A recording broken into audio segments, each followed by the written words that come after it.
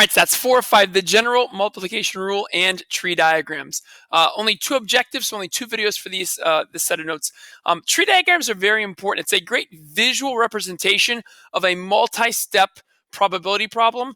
So again, pay very close attention to what tree diagrams are and how to make them. Okay, so before we start with tree diagrams, we have to talk about the general multiplication rule. If I have 2 events A and B, and I want to know the probability of them occurring together and, right, both, then I'm going to take the probability of A, the first event, and then multiply it by the probability of B, the second event, given that A already occurred. Now, again, this should make sense, right?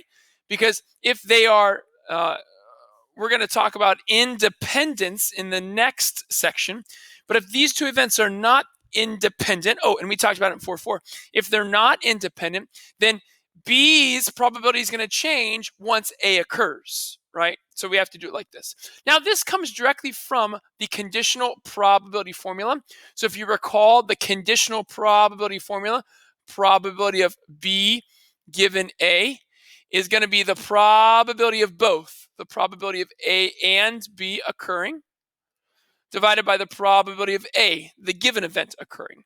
Well, to make this look like the general multiplication rule, let's just multiply both sides by this denominator, the probability of A, multiplied by the probability of A. So the right side does not change. It's just the probability of A times the probability of B given A. And on the right side, those probability of A's cancel, and you get the probability of A and B. And that is exactly this general multiplication rule. Okay, so it should make sense. And again, we will use that today in our tree diagrams. So here is what a tree diagram looks like, okay? It is a sideways tree. They call it a tree diagram because of branches, but typically it's go left to right. So it shows the sample space of a chance process involving multiple stages. So in this tree diagram, we have 2 stages. The first stage is whether somebody hits the snooze button or not. This is the first stage. Notice it has 2 branches. Notice that these 2 probabilities, 0.6 and 0.1, they add to equal 1. So from each point to the next stage, whatever your arrows are, there could be 2 arrows, 3 arrows, 4, they have to add up to 1. All right. So now the second stage, all of these events, right, on time, late, follow the first stage.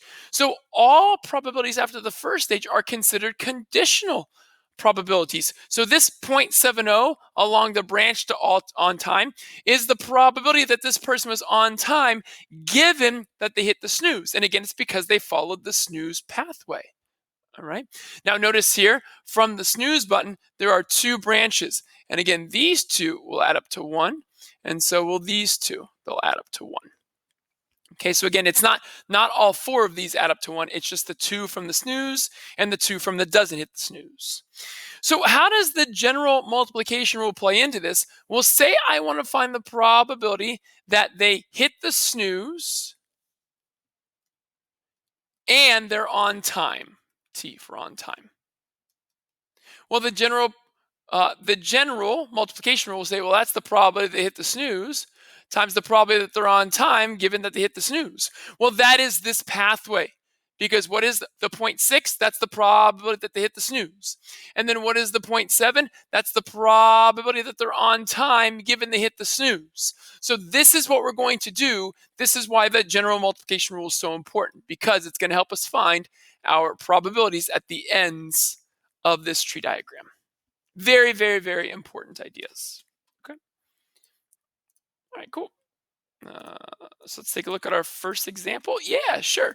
So example 1, does media use relate to good grades? The Kaiser Family Foundation released a study about the influence of media in the lives of young people aged 8 to 18. In the study, 17% of the youth were classified as light media users, 62% were classified as moderate media users, and 21% were classified as heavy media users.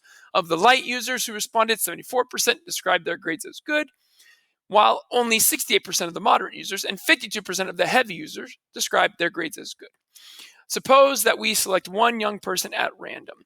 A, complete the tree diagram to model this chance process. So we have two stages again. So your stage one is about the media use. What type of media user are you? And the second stage is about your grades. Are they good or are they not good? Are they good or are they bad? Right? We're going to say good and bad. So my three types of media users are light, moderate, and heavy. And from each of those, they consider themselves either having good grades or not good grades. So I'll just put bad. Good grades or bad. Good grades or bad. So again, in the first stage, the three boxes will be different. But in the second stage, you should repeat the same boxes for each pathway, light, moderate, heavy. So now what do we have? So 17% were classified as light. That's 0.17. 62% were classified as moderate, that's 0.62. And 21% were classified as heavy, that's 0.21. If you add up those three numbers will add up to 1. That's important. And now we have the second stage. So of the light users, so now I'm along this pathway, 74% describe their grades as good, so 0.74. So how do I find this? Well, I go 1 minus 0.74, and that is 0.26. 0.26 described them as bad.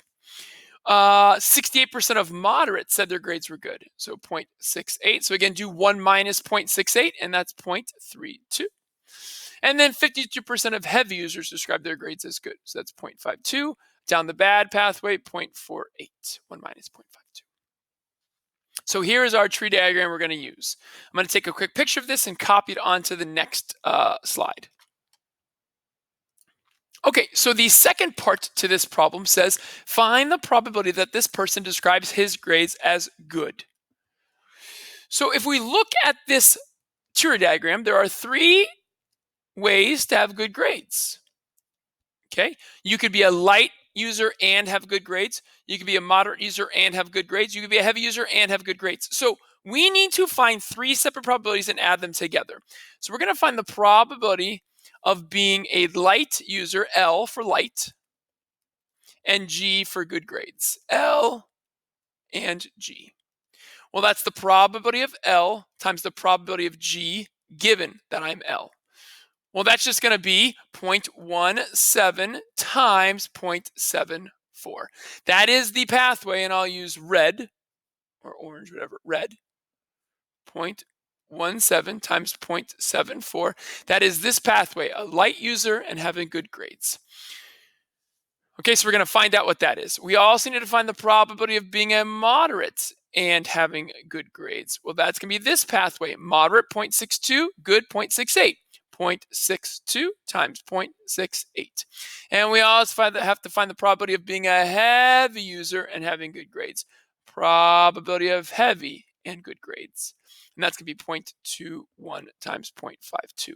So we're going to enter this in and just add these together. So you'll see that I'm going to do one big giant probability, and this is going to be the probability of having good grades. Okay, so let me take a picture so I know what I'm typing in, and I'll show you how to type it in. Take a picture. Okay, I got it. All right, so what we're going to do in Desmos graphing calculator is we're going to take 0.17 and times it by 0.74. Sorry about that. We're going to add that to 0.62 times 0.68. And we're going to add that to 0.21 times 0.52. And we get 0.6566. That is the probability of having good grades. Sorry about that. 0.6566. So the probability of having good grades is 0.6566. Since it ended nicely, I'll leave it alone. You could also answer this as a percentage, 65.66%. And there we go. So that's using a tree diagram to make sure we include all the different possibilities. Okay, the next objective is just another example problem of tree diagrams.